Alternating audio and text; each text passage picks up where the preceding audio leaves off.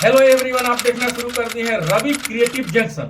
तो फ्रेंड, भारत से अपराध करके लोग लंदन क्यों भाग जाते हैं? फ्रेंड, भारत से अपराध करके लंदन क्यों भाग जाते हैं? तो फ्रेंड, वीडियो को शुरू करने से पहले अगर आप मेरे चैनल पर नए हैं और अभी तक आपने मेरे चैनल को सब्सक्राइब नहीं किया तो प्लीज चैनल को सब्सक्राइब कर लीजिए, क्योंकि इस चैनल पर आपको लीगल और कंस्ट्रक्शन से रिलेटेड अपडेट लेटेस्ट मिलते रहेगा। फ्रेंड, तो वीडियो शुरू करते हैं। फ्रेंड्स, बिना स्किप किए हुए वीडियो को अंत तक देखें, आपको एक बहुत ही अच्छी जानकारी देने वाला हूं। फ्रेंड, तो भारत से अपराध करके लोग लंदन क्यों भाग जाते हैं? फ्रेंड, आए दिन में आप न्यूज में, टेलीविजन में, मोबाइल पर आपने सुना होगा कि बड़े बड़े जो बिजनेसमैन होते हैं, पॉलिटिशियन होते हैं, वो अधिकतर अगर क्राइम करप्शन में फंसते हैं या भ्रष्टाचार में फंसते हैं तो वो लंदन की ओर चले जाते हैं, लंदन में चले जाते हैं।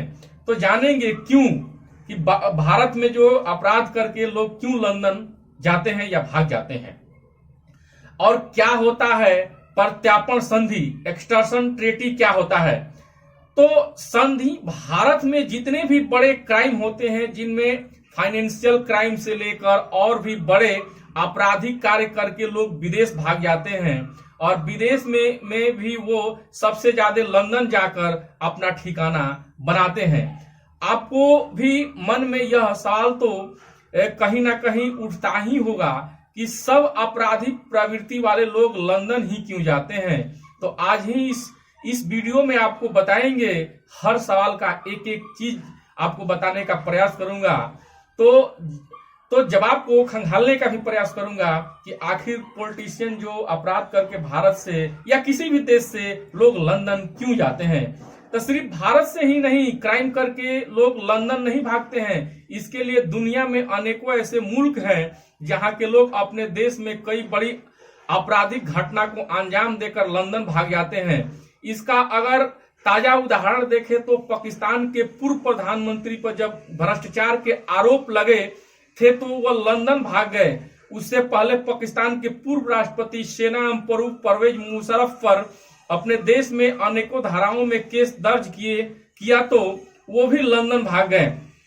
अगर बात करें भारत से लंदन भागने वाले लोगों को, तो उसमें आईपीएल में घोटाला करने वाले ललित मोदी हो, या बैंक में घोटाला करने वाले नीरव मोदी हो, या विजय माल्या हो, यह भी भारत से भागकर लंदन अपना ठिकाना बनाए हैं। दुनिया के बड़े बड़े भ्रष्टाचारियों को इंग्लैंड में आमंत्रित करता है।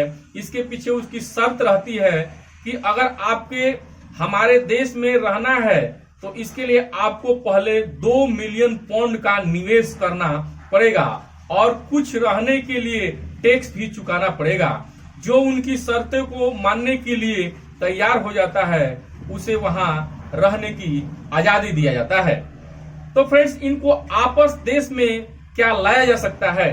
फ्रेंड्स, क्वेश्चन है कि क्या इनको आपस देश में लाया जा सकता है? तो आपको भी मन में यह सवाल तो जरूर उठ रहा होगा कि क्या इन क्रिमिनल लोगों को आपस देश में नहीं लाया जा सकता है? तो इसका जवाब है बिल्कुल लाया जा सकता है। तो मगर इसके लिए इंग्लैंड से प्रत्यारोपण संधि करनी पड़ती है। प्रत्यारोपण संधि एक द्विपक्षीय समझौता है जो दो देशों के बीच होता है, और इसको हम एक उदाहरण के माध्यम से समझते हैं। माना कि कोई भारत का अपराधी है जो भारत में बड़ा अपराध करके भाग गया है, और भारत सरकार इंग्लैंड के विदेश मंत्रालय से बात कर कोई आतंक करेगा, और व्यक्ति भारत में अपराध करके भागा हुआ है और आप हमें इस आपस सौंप दें। तो अगर कोई आतंकवादी भारत में कोई बड़ी हिंसक वारदात को अंजाम देकर भागता है तो इंटरनेशनल पुलिस की मदद से रेड का नोटिस जारी करके उसी व्यक्ति को प्रत्यारोपण कराने का कहा जाता है, जहां पर वो छिपा है। मगर फाइनेंशियल अपराध में ऐसा नहीं होता है। यहाँ पर अपराधी खुलेआम उस देश में घूमा करता है, और भारत ने इंग्लैंड के साथ प्रत्यारोपण संधि 1992 में की। इस संधि में मिलिट्री लीडर को प्रत्यारोपण नहीं करने की बात कही गई है। दूसरा, राजनेता का प्रत्यारोपण नहीं करते हैं। इंग्लैंड प्रत्यारोपण तभी करता है जब दोनों देशों में उसे कानूनी अपराध माना जाता है। उसी मामले में वो इंग्लैंड जो है, लंदन जो है, प्रत्यारोपण संधि तो करता है फ्रेंड। तो प्रत्यारोपण से बचने के लिए अपराधी लंदन की कोर्ट में भी जा सकता है। उसके केस की बाकायदा सुनवाई होती है फ्रेंड। तो फ्रेंड्स, प्रत्यारोपण का शर्तें क्या है, टर्म एंड कंडीशन क्या है, एक्सटर्शन ट्रीटी का जो है टर्म एंड कंडीशंस क्या है। तो प्रत्यारोपण से पहले इंग्लैंड की सरकार यह भी देखती है कि उसे भारत ले जाने के बाद सुरक्षा मुहैया कराया जाए, प्रत्यारोपण के लिए व्यक्ति पर किसी तरह का दबाव नहीं बनाया जाए, उसे कोर्ट में अपनी बात रखने के अधिकार दिया जाए। इंग्लैंड की सरकार ने सब भारतीय बैंकों का पैसा खाकर भागने वाले भगोड़े नीरव मोदी को भारत को सौंपने की मंजूरी तो दे दी है। बहुत ही जल्द नीरव मोदी जो है इंग्लैंड प्रत्यारोपण करने वाला है।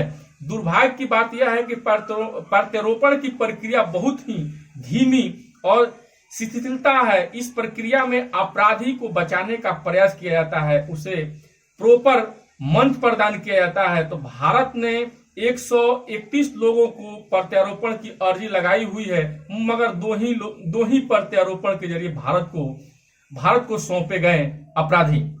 तो फ्रेंड्स, ये जानकारी आपको कैसा लगा? अगर ये आपको जानकारी अच्छी लगी तो मुझे कमेंट में कमेंट करें और वीडियो को ज्यादा से ज्यादा शेयर करें। फिर मिलेंगे एक नए अपडेट के साथ, एक नई जानकारी के साथ। तब तक के लिए जय हिंद, जय बिहार।